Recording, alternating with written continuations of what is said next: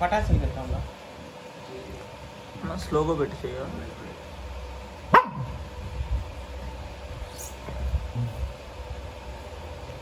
పటాసులు అయిపోయినాయి. ఎల్లి పటాసు సండి సండి what did you do bro? Pawan ఒకసారి చూడండి.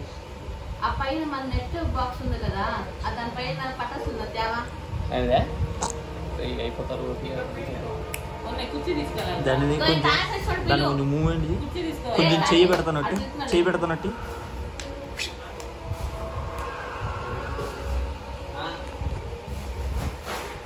ఆడొచ్చేవాడు కదా.